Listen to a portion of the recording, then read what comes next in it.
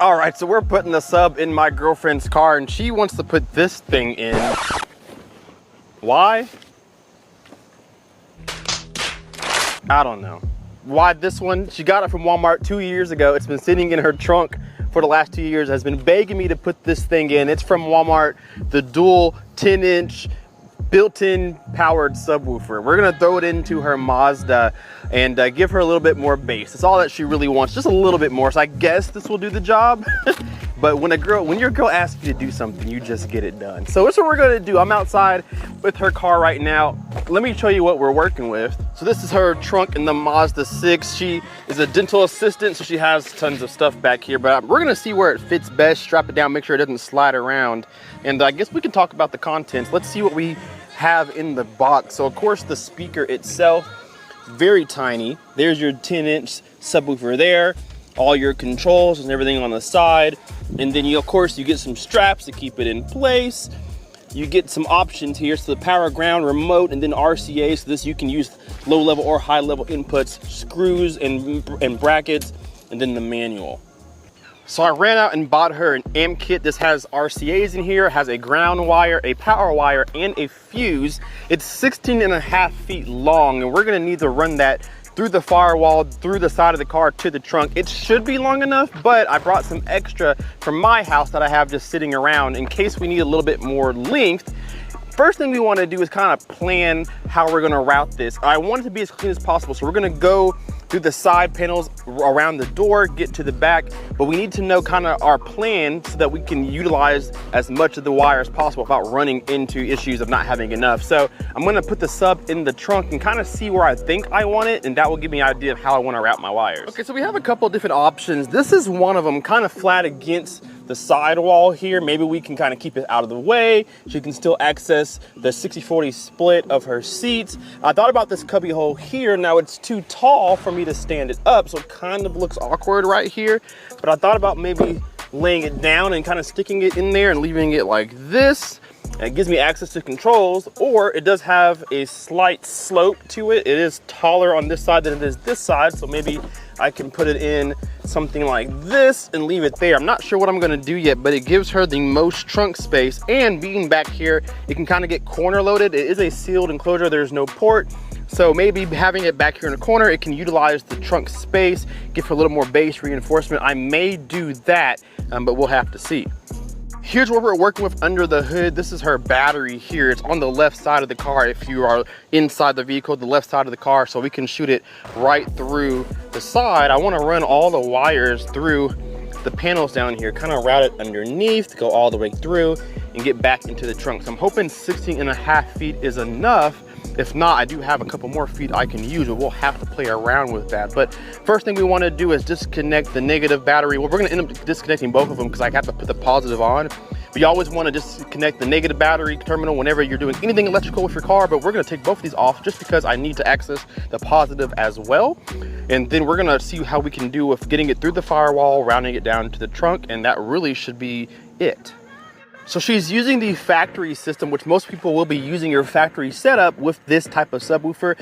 So we need to get our signal from the head unit to the subwoofer. And how we're gonna do that is what we call high level inputs, meaning we're gonna tap in to the speakers of the car and use that same signal to go to the subwoofer. Now, most factory speakers have a EQ curve. They have protection on them so that you don't fry your speakers when listening to loud volumes. So sometimes one set of speakers has less bass than the other. What I'm gonna do is sit in the car and figure out, is there more bass? Is there a full range system, or full range signal in the front or a full range signal in the back? And that's what I'm gonna tap into.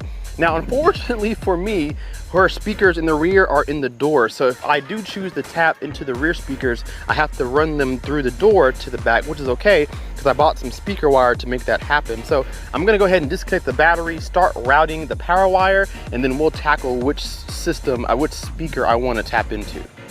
Drilling through your firewall can be a very scary thing, but you may not have to. In her Mazda 6, there's a lot of empty space back here, and we have the ability to see factory grommets already kind of in place for us. What we can do, we really want to run it through the left side of the car because that's the side that the subwoofer is going to be.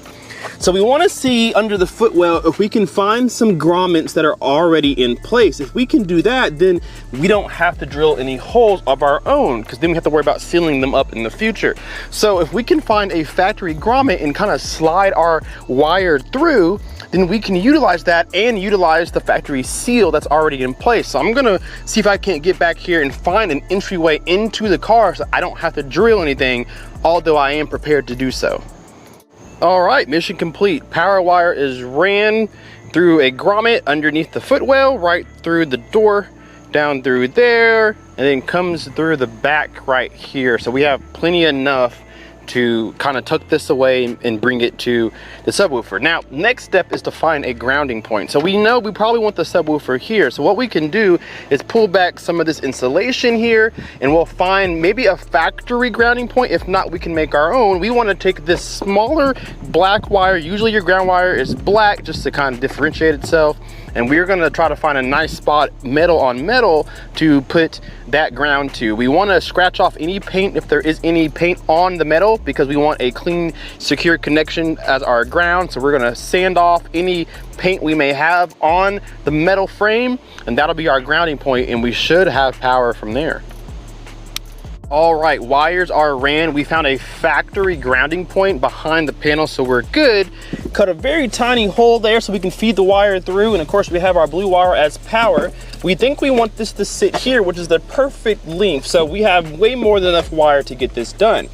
Now, we do have this in the box. This is our wiring harness that's gonna connect to the side of the subwoofer itself. So we have our power here, 2 leads of power, that's our red. We have black, 2 leads of black, that is our ground.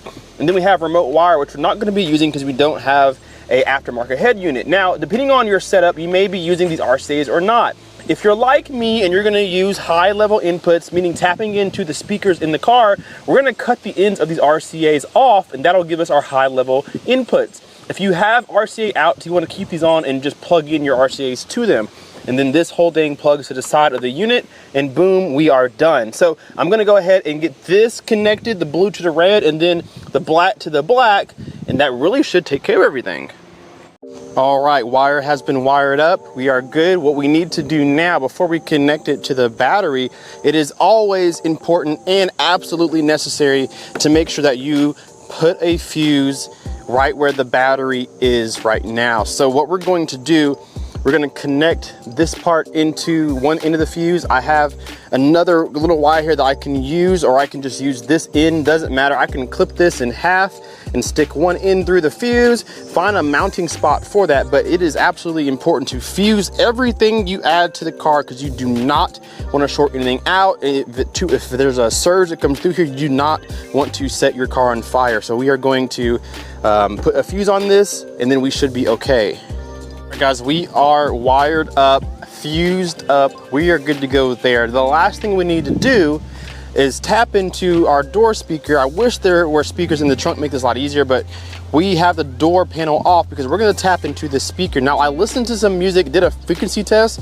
to see if the front 2 speakers produce more bass than the rear speakers do, and it's pretty even. These kind of dig a little bit deeper down to about 20 hertz. It's not really usable, but it does reach it. This is more like 25 or 30, but this subwoofer is not gonna be reaching those lows anyway. So what we're gonna do is run our wire through this door. We're gonna have to, if I can't get through that factory grommet there, I'm gonna have to make my own hole and then put a grommet on there so that I can run my wire from this speaker here through the same route that we did for the other wires. Of course, we'll separate them a little bit to keep from interference, but we need to use that speaker to get our signal, which will allow us to trigger the speaker. It turns on and off with a signal, so it will not turn on unless it detects a high level signal, which is gonna be the speaker here. So let's get that wired up and I should be done.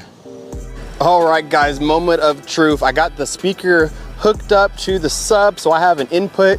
As soon as you do that, you get power and we have audio. So we are done. We have the sub set up right here in the corner, have some brackets that keep it from sliding anyway, tuck the wires down. So now she has her trunk back and a little bit of bass in there. Now our friend has one in his car that he wasn't using, so now we have two. So maybe in a later date I'll put another one in that corner and she'll have two little 10-inch dual subs, no pun intended. So let's go ahead and turn the volume up and make sure that we have some audio. See what we got.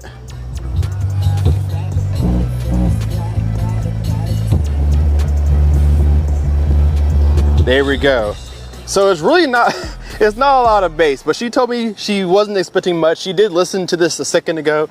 She's out walking the dog out there in the distance, but we have it all set up and she's happy with it. Just a little bit of bass was all that she wanted. And if we put two of them in, she probably has a lot more bass than what she was used to in her car. So she's used to my car. I have the big Sundown 15-inch in the back. So she loves the bass in mine, but wanted a little bit more thump in her car, and she's happy with it. So if she's happy, I'm happy. But you know me, in the future, we're gonna have to upgrade that. But with that being said, guys, thank you so much for watching.